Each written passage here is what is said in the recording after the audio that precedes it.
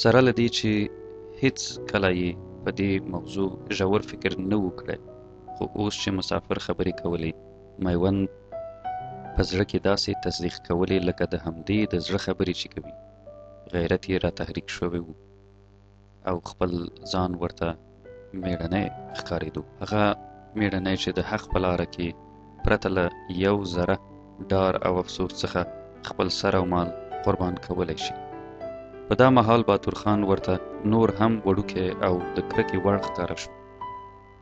میوند فکر وکړ چې رښتیانۍ توره او غیرت د چرګانو په جنګ کې نه، بلکې د حق په لاره کې له سر څخه په تېرېدو کې معلومیږي، او دا هغه میړانه وه چې په باتور خان کې نه وه. میوند ته یې خوند ورکاوه چې باتور خان ورته ټیټ او د کرکې وړ ښکاره شي، خو هغه خپله نه پوهېدو چې په حقیقت کې د هغې کرکه له باتور خان سره دومره زهرجنه ولې وه. میوند تل هیله درلوده چې د باتور خان چرګ د ماتېدو په حال کې ووي، خو دا هیله یې په کراتو کراتو ماته شوې وه. اوس یې ټولې هیلې خپل چرګ برید ته وې. تل به یې له ځان سره فکرونه کول چې برید به د باتور خان چرګ ته ماتې ورکړي، ځکه چې برید ځوان و او له وجود څخه هم پرې ځواکمن ښکارېدو. د خپل فکر په سترګو چې به یې ولیدل چې برید د باتور خان چرګ ته د کلیوالو په وړاندې له میدان څخه ماتې ورکوي او ځغلوي یې، داسې به یې احساس وکړ لکه د ژوند ټوله خوشحالي چې ور په برخه شي. خو دا خوندور احساس به ډېر لنډ و او ډېر ژر به پرې د ویرې او ډار سیوری پرېوت.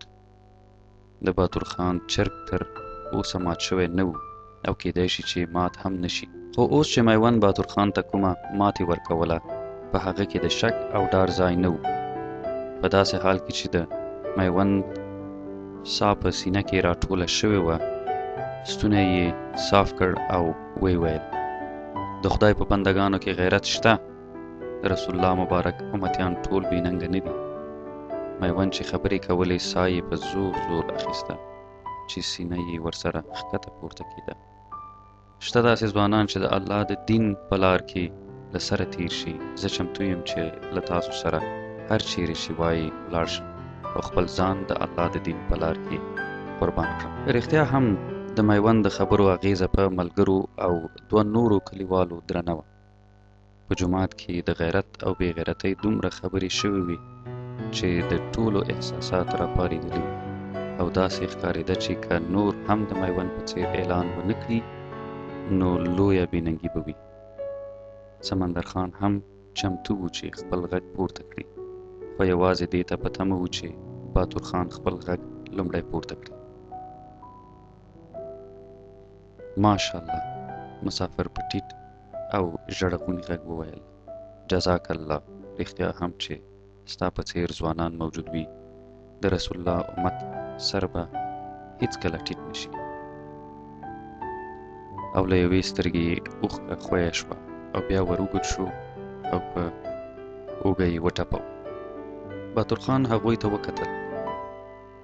تر اغېز لاندې تللی و، رنګ یې زیړ اوښتی و. سمندر خان اوس هم د باتور خان سترګې څارلې. د باتور خان سر ټیټ شو، زړه کې یې لیوالتیا رامنځته شوه چې خپل غږ پورته کړي او ووایي چې زه هم د چا نه ټیټ نه یم، زه هم نر یم، پښتون یم او د خپل سر نه تېرېدلی شم، او په دې توګه خپل غیرت ثابت کړي. خو بیا یې له ځانه سره فکر وکړ چې مسافر خو لا یو دوه ورځې نور هم شته. خیر که یو دوه ورځ خلک یې په اړه خراب فکر هم وکړي، سبا ته به یې میړانه ثابته شي. د میوند او دوه مسافرو څخه پرته په جومات کې پر نورو ټولو د جومات فضا تنګه شوه. د ټولو سرونه ټیټ وو او یوه شیبه پرې داسې تېرېده لکه په اور کې چې ولاړ وي. کله چې کلیوال او میوند پاڅېدل او له مسافرو څخه یې رخصتي اخیستله، د میوند زړه و چې ووایي چې کله چې ډوډۍ خلاصه شوه نو د کاسې او دسترخوان پسې به بیرته راشي، خو بیا ورته په داسې فضا کې د کاسې او دسترخوان نوم اخیستل هم یو سپک کار ښکاره شو، او همداسې له جومات څخه د خپلو ملګرو سره راووت. بهر ټول تر یو ځایه غلي ولاړل او بیا باتور خان له میوند سره خدای پاماني وکړه او ترېنه بیل شو. سمندر خان هم د هغې پسې ولاړ. میوند ورو ورو د کور په لور روان و او د جومات یوه صحنه یې د ذهن ته راتله. بیا یې خپل پلار په پټي کې ولید چې لو یې کاوه او شاته کمیس یې په خپلو لوندو. د کور پر بام ښاپیرۍ د خپلې کمې خورلڼې سره لوبې کولې.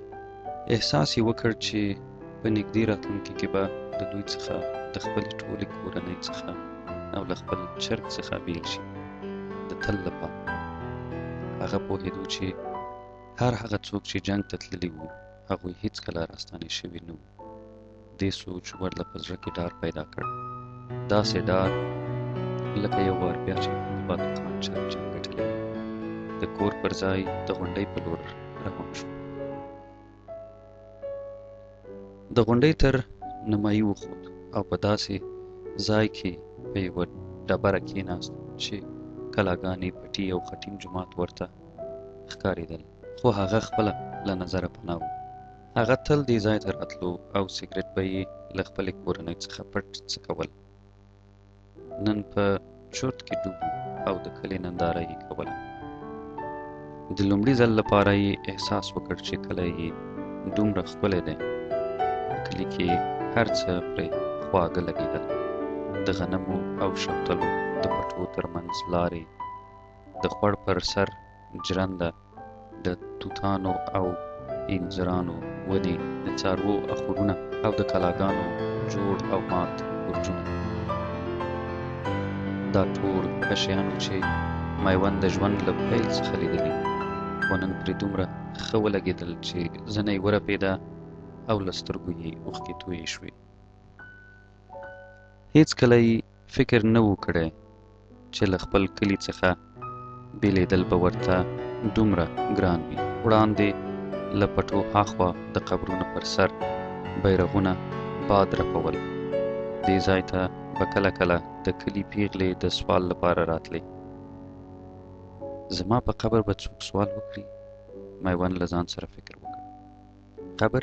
زما خو به قبر هم نه وي معلوم. بیا یې فکر وکړ چې خیر که قبر یې معلوم هم نه وي، خو کلیوال به یې میړانه او سرښندنه ستایي او پلار او مور به یې وایي چې آفرین په داسې غیرتي زوی راوړلو.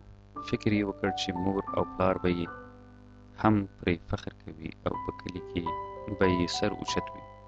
دې فکر ورته لږ ډاډ ورکړ، خو بیا هم د مرګ ویره او ډار یې په زړه لکه یو دروند بار ایښی و. فکر یې وکړ چې له ځان مرګي برید څخه وروسته به ټوټې ټوټې هاخوا دیخوا په خپلو وینو کې لیت پیت پروت وي.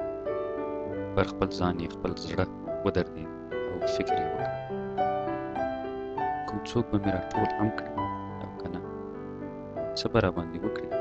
ښخ به مې کړي او که چیرې به مې وغورځوي چې د ځناورو خوراک شم. بیا یې له ځان سره فکر وکړ چې روح به یې د آسمان په لور روانه وي، ځي به جنت ته، چیرته چې هورې وي، غلمان وي، د شیدو او شاتو سیندونه بهي. مسافر ورته په جومات کې ویلي وو چې هر شهید کولی شي چې د خپل ټول کور غړي له ځان سره جنت ته بوځي. نو میوند له ځانه سره فکر وکړ چې د جنت په دروازه کې ولاړ دی او د خپلې مور او پلار هرکلی کوي. مور او پلار او خویندې یې ټول خوشحاله دي او په میوند ویاړي. د فکرونو په منځ کې یې احساس وکړ چې تندی یې خوله شو. لاس یې اوچت کړ چې خپله پاکه کړي، چې خپل لاس ورته بې ساه ښکاره شو. لاس چې یې جګ کړ، لاس یې رېږدېدو. د خپل لاس په لیدو یو وار بیا په ټول بدن یې د وحشت څپه خپره شوه. په زړه کې یې هوس پیدا شو چې له خپلې خبرې تیر شي. د 2-3 شپو لپاره کوز کلي ته د خپل ترور کور ته ولاړ شي او کله چې مسافر له کلي ولاړل بېرته راشي. له دې فکر سره یې داسې احساس وکړ لکه د زړه له سر څخه چې یې لوی بار کوز شي. بیا چې یې کلي ته وکتل، زړه یې خوشحاله شو. د ځان سره یې وویل چې د نیکۍ کولو خو نورې هم ډېرې لارې دي چې الله تعالی خوشحاله شي. زه به په کلي کې پاتې شم او د خدای د بندګانو خدمت به وکړم.